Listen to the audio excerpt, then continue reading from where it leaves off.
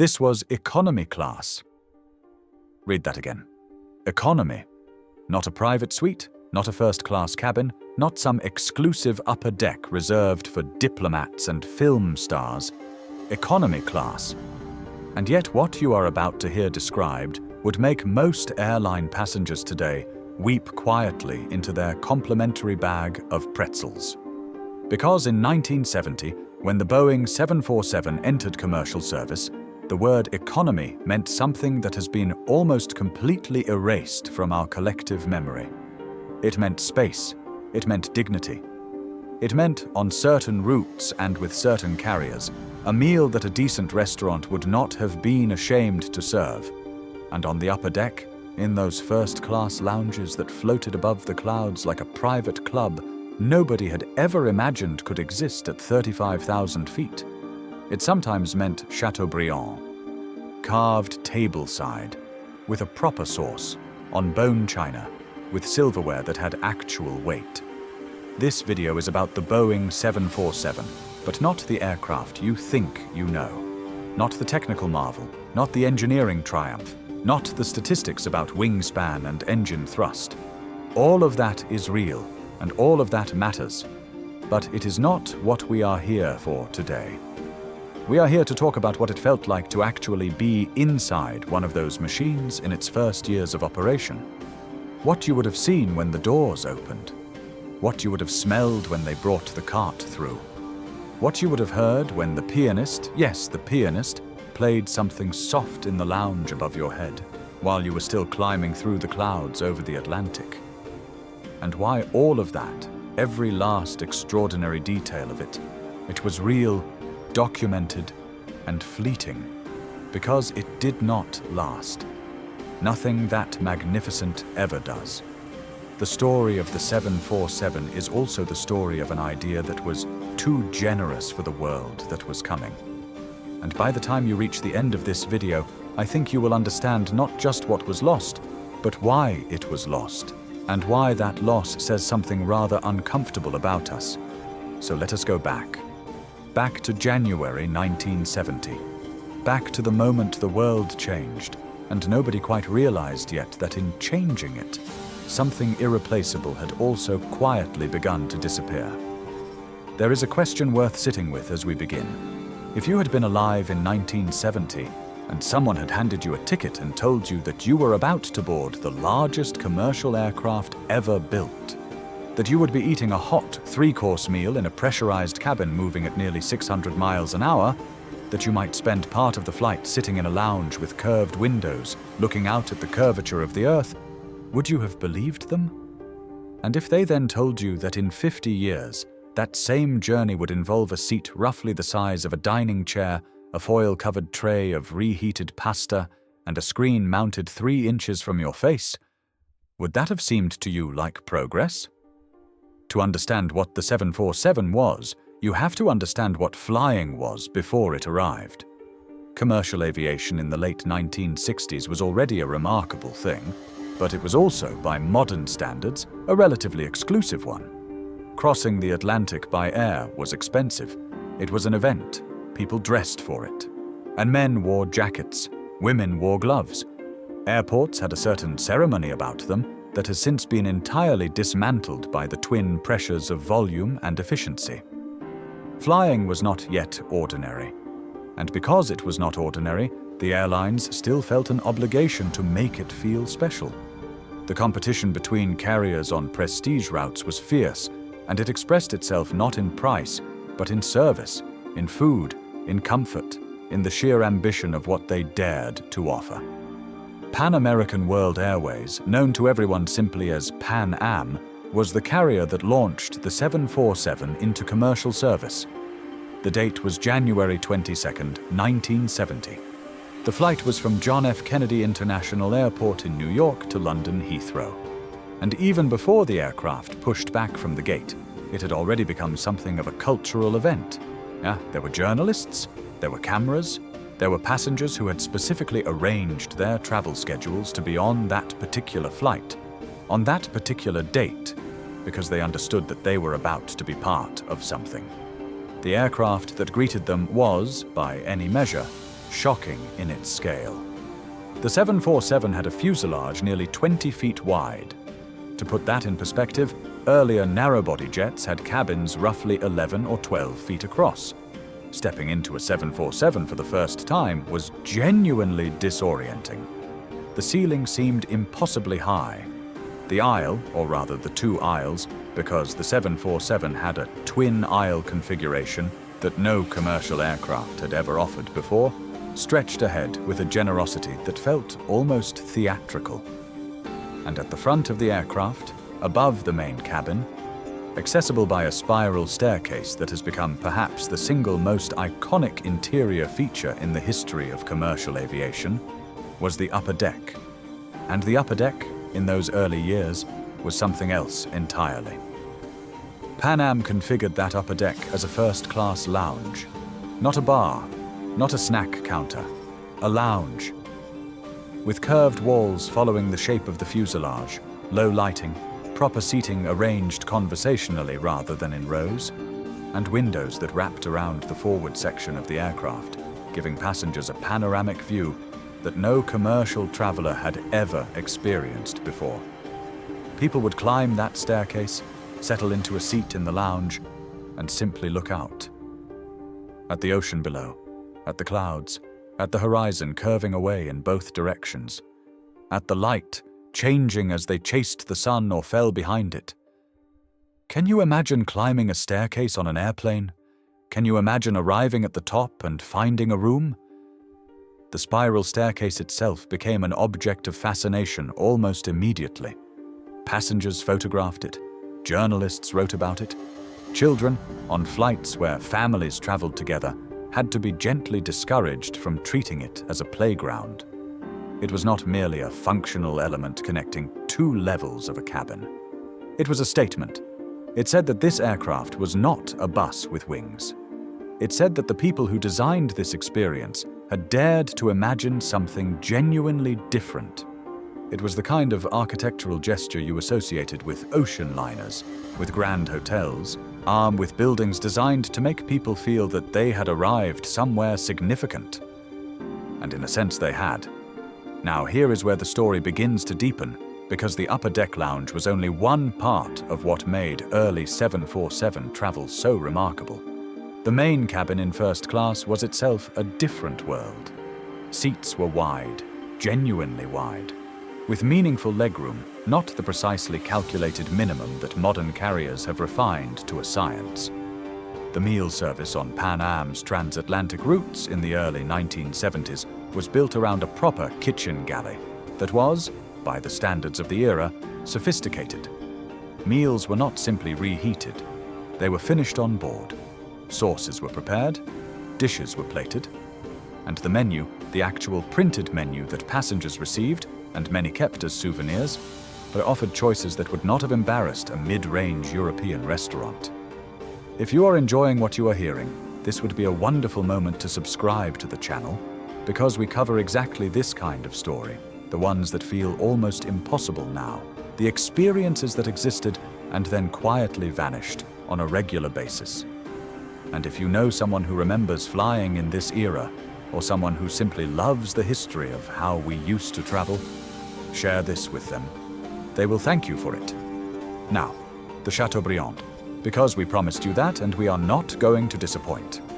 Chateaubriand is a specific cut of beef, taken from the thick center of the tenderloin, traditionally roasted and served with a reduction sauce, classic accompaniments, and a degree of ceremony that makes it genuinely impractical as airline food by virtually any metric you care to apply.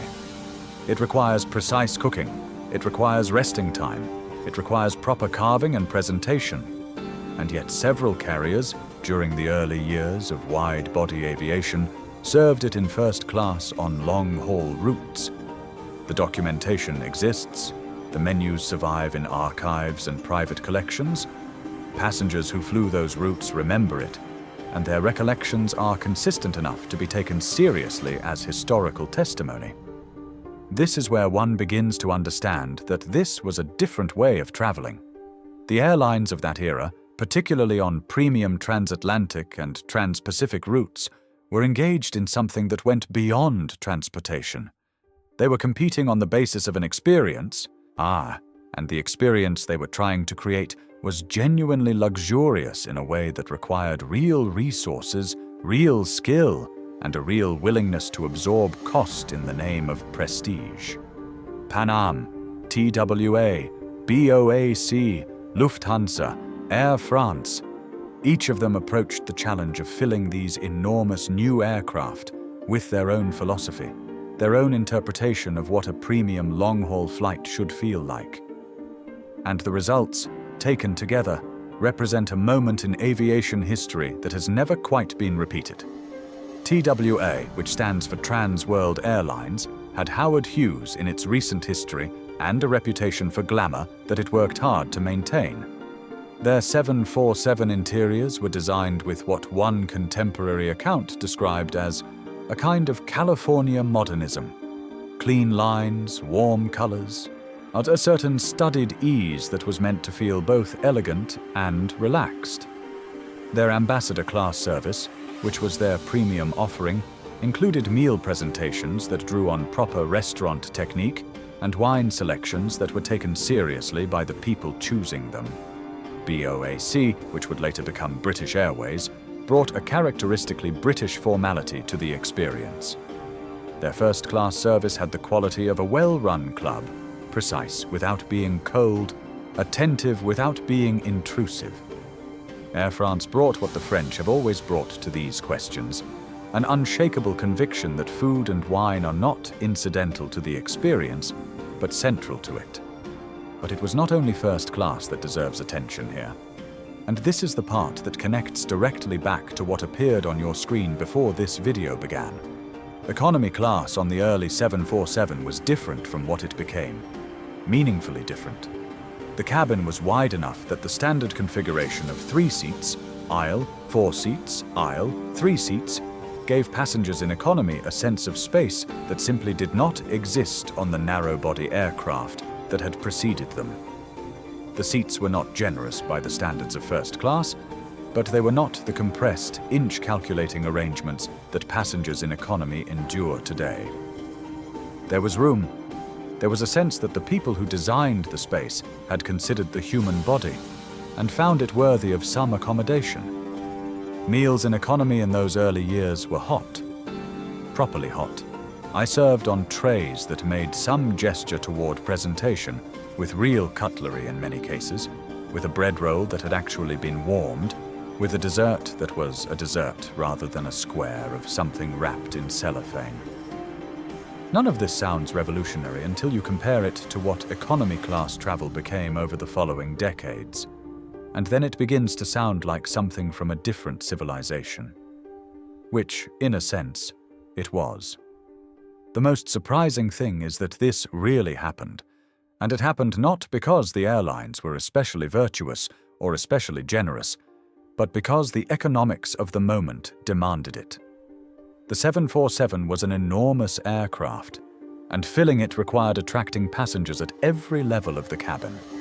The carriers that flew it in those early years were competing not just on price, but on the total experience they offered. And they understood that the experience they offered in economy would shape whether passengers chose them or chose a competitor. There was still enough friction in the market, enough variation in what different carriers offered. That quality mattered in a way it later ceased to matter once price comparison became the dominant logic of air travel. The 747 also changed what was possible in the galley. The sheer size of the aircraft allowed for kitchen facilities that were meaningfully more capable than what had existed before. There was space for proper storage of fresh ingredients on shorter preparation cycles. There was space for the equipment needed to finish dishes, rather than simply reheat them. The people who designed airline catering in the early 1970s were working within constraints. Obviously, they always were, but the constraints had loosened enough that genuine creativity became possible in a way it had not been before. Leave a comment telling us which of these experiences you would have found most extraordinary. The spiral staircase, the upper deck lounge, the Chateaubriand at altitude, or simply the space, the width of that cabin, The sense that the aircraft had been designed by people who thought you deserved room to breathe. The answers people leave tell us a great deal about what we actually miss, as opposed to what we tell ourselves we miss. There is a detail about the early 747 experience that does not appear in the technical literature and is rarely mentioned even in the more serious accounts of aviation history, and it is this. The aircraft was so large and the cabin so wide that passengers who had traveled extensively on earlier jets reported something genuinely unexpected on their first 747 flight. They reported a sense of calm, not the anxious alertness that a confined space at altitude tends to produce in many people, but something closer to what you might feel in a well-designed room on the ground. The width of the fuselage, the height of the ceiling, the distance between the two aisles, these things combined to create an interior environment that felt less like a vehicle and more like a place. And that distinction, subtle as it sounds, mattered enormously to the experience of being inside it. The windows of the 747 were larger than those of its predecessors, and because the fuselage was wider, passengers in the middle seats were not condemned to a view of nothing, as they effectively are today. The geometry of the cabin meant that even from the center section, the light from outside reached you differently, more generously.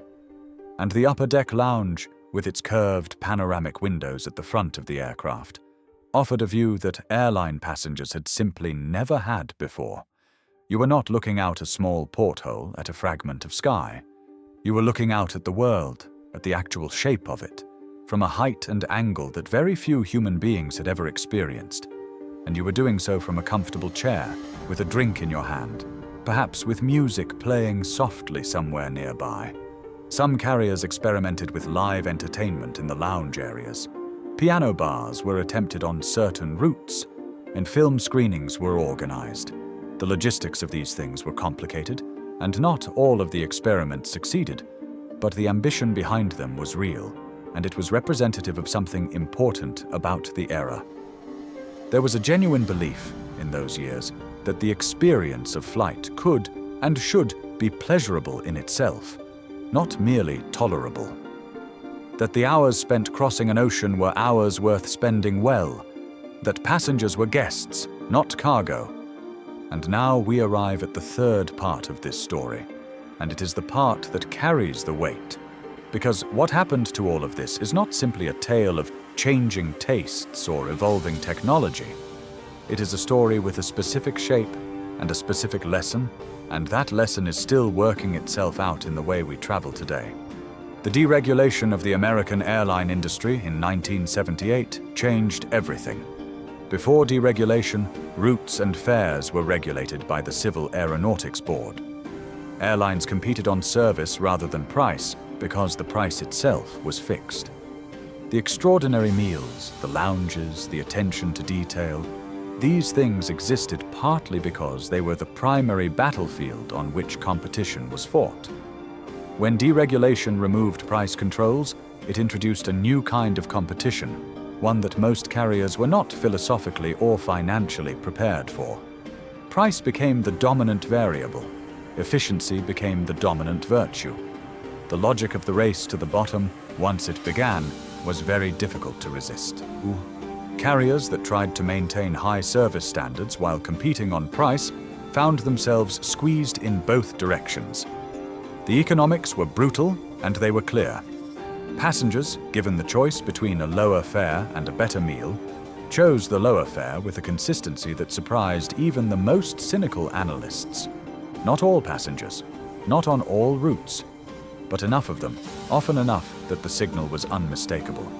The era of the generous economy cabin, of the hot meal and the real cutlery, and the sense that someone had thought about what it felt like to be in that seat for 8 hours, began to contract almost immediately after deregulation. The upper deck lounge on the 747 is perhaps the most vivid symbol of what was lost, precisely because its disappearance was so deliberate. The lounge took up space that could accommodate paying seats. Once the economics of the aircraft were recalculated through the lens of pure capacity optimization, the lounge became indefensible. It was converted, on most aircraft, to additional seating in the late 1970s and through the 1980s. The spiral staircase remained because it was structural, but the room at the top of it became something else entirely. Seats, rows of them, configured for maximum occupancy, minimum waste, the elimination of the very generosity that had made the space extraordinary. Pan Am itself, the carrier that launched the 747 and defined much of what early wide-body luxury meant, did not survive the new era.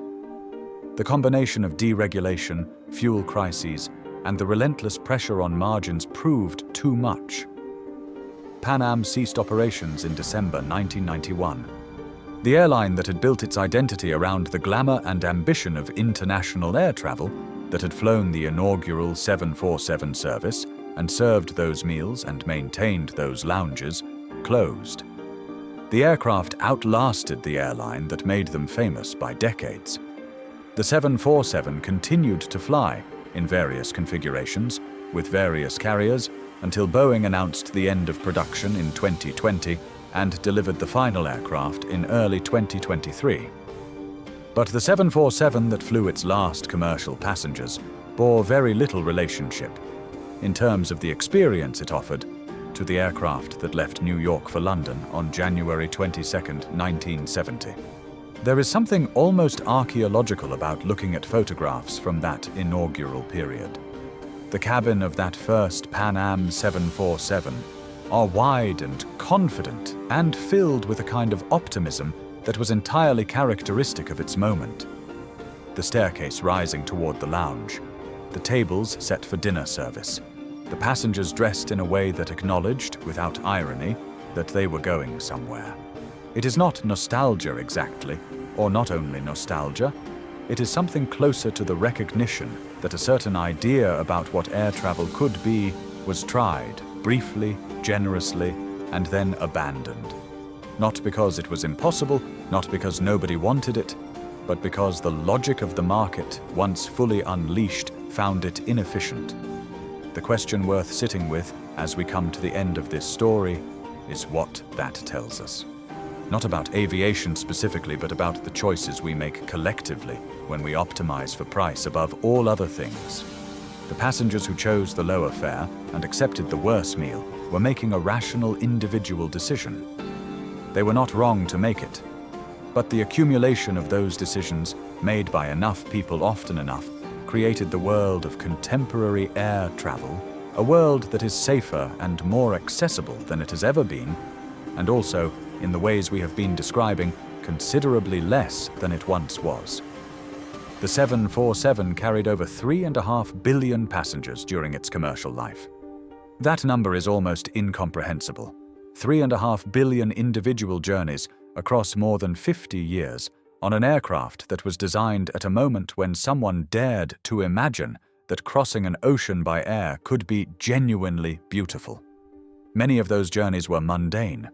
Many involved the economy experience of the later era, compressed and functional and stripped of ceremony. But some of them, particularly in those early years, were something else. Something that the people who experienced it remember with a vividness that the ordinary experiences of travel rarely produce. They remember the staircase, they remember the lounge, they remember looking out at the world from a height and angle they had never experienced before.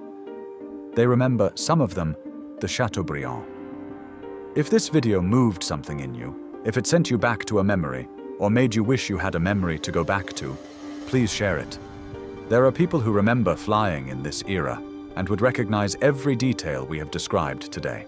Oh, and there are people who have never known anything but the experience of contemporary commercial aviation who deserve to know that it was not always this way.